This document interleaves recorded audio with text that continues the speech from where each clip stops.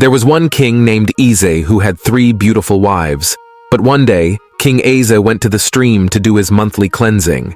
He saw a young, beautiful maiden named Ogo bathing in the river while he was there. Eze became filled with lust when he saw Ogo's beautiful body. He ordered his guards to go and bring Ogo to the palace. When Ogo arrived, Eze forced himself on her and slept with her against her will. After 1 week, Ogo came with sad news for the king. She told him she was now pregnant with his child. Ogo was already married to a noble soldier named Mba before Eze took her. Eze regretted his evil action of forcing himself on Ogo.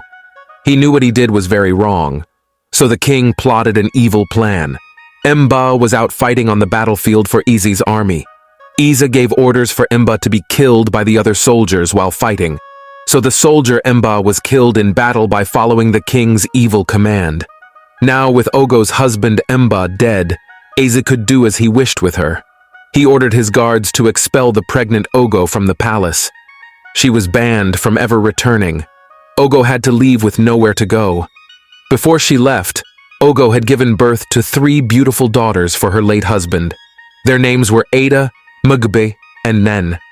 The poor woman Ogo took her 3 daughters and departed from the wealthy palace forever. Ogo gave birth to a cute baby boy named Obinna. As Obinna grew up, he became a farmer in their community. Obinna worked extremely well on the farm. The people in the community saw how Obinna was making a lot of money and accumulating wealth from his excellent farming work. They became envious of him. Over time, Obinna became wealthier than everyone else in that community. The village elders started to fear that Obinna might want to take over ownership of the whole village because he had become too wealthy compared to them. So the elders called Obinna and Mama Ogo and told them they must leave the village. Mama Ogo pleaded with tears in her eyes, saying they had nowhere else to go. Obinna, being a good prince, agreed to strike a deal with the village elders. The deal was that Obinna would employ all the young boys in the community to work on his farm. He would pay them well, according to what was agreed upon with the elders. This way, everyone would be happy and benefit financially. The elders agreed to the deal. With that matter settled, the elders also asked Mama Ogo to give her 3 beautiful daughters' hands in marriage to the young men in the community, so they could all live in harmony without fear of Obinna's increasing wealth and power. However, Nene, the last child, refused marriage.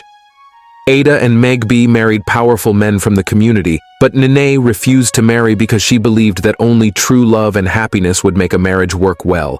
She did not want to just marry any man in the community simply because he had money and power. Nene was waiting to find true love first before getting married. Mama Ogo did not force her because she knew Nene was a strong-willed girl with her own mind.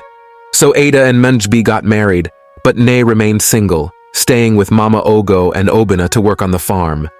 As Obinna grew older, Mama Ogo begged him to settle down and marry one of the beautiful maidens from their village. But none of them caught Obinna's attention. Until one day, Obinna set his eyes on Ujunwa, an orphan girl. Ujunwa was the only daughter of Mazi, as her twin sister had been long arrested by the king over a murder case. Ujunwa worked on Obinna's large farm. She was a hardworking and virtuous woman. Obinna fell in love with her instantly and decided he wanted to marry Ujunwa. Mama Ogo was pleased with Obinna's choice of wife. She blessed and supported the union between Obinna and Ujunwa. 9 months later, Ujunwa gave birth to a beautiful baby girl named Oma. Oma was Obinna's treasure. He protected and provided everything for Oma, Ujunwa, and the rest of his family. Obinna, Ujunwa, Oma, Mama Ogo, Obinna's sisters and their husbands, all of them lived together in one large family compound as one big, happy family. As time passed, Oma grew into a fine young lady. Obinna loved her dearly. He made sure nothing bad ever happened to Oma. In the village, everyone deeply respected Obinna's family because of how Obinna took care of them all and provided employment for the young men. One night, evil men entered the peaceful village. They came to take all the young females between ages 8 and 18. This was something that happened once every 3 years in that community. Oma was also captured by the huge evil men when they came. The girls were all taken away to another village far away. There, they would either be forced into marriages or used as slaves in the king's palace. The most beautiful ones would become concubines for the evil king. When Obinna realized his precious daughter Oma had been taken, he felt such immense pain and sadness. The next morning he quickly gathered all the young men and village elders. They had to discuss and devise a plan to rescue their daughters, sisters, and other captured girls. Obinna stood up and addressed the group saying, "My own Oma has been taken, as well as your own daughters and sisters. We cannot let these evil men keep our girls in captivity to be abused and forced into slavery." The village elders were not in support of rescuing the captured girls. Even the strongest men in the community refused, as they were scared of losing their lives. They had no instruments for war, just knives and farming tools. They were used to the system of the girls being taken every 3 years, and feared the powerful king who would not hesitate to eliminate them if they tried to interfere. Obinna felt extremely disappointed when the chiefs and villagers were against attempting a rescue mission. He went back to his family compound and informed them of what the leaders had decided. Ujunwa, devastated that her daughter Oma was taken, refused to eat for days. Seeing his wife's distress and feeling the pain of his daughter's capture, Obinna decided he would rescue the captive girls all by himself, since no one else was willing to join him. He began planning out strategies, first taking 3 days to find out exactly which village the girls had been taken to. It turned out to be the very same village Obinna's mother Ogo had been banished from years ago when she was pregnant with Obinna. When he told Mama Ogo this, she pleaded with him not to go, saying the evil king never wanted to see them again and could behead Obinna if he was not careful. But Obinna assured his mother that everything would be fine.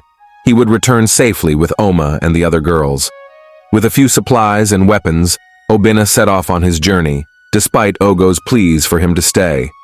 Obinna, being just a farmer, tried his best to rescue the captive girls all by himself. He neutralized the guards silently and made his way into the hut where the girls were locked up.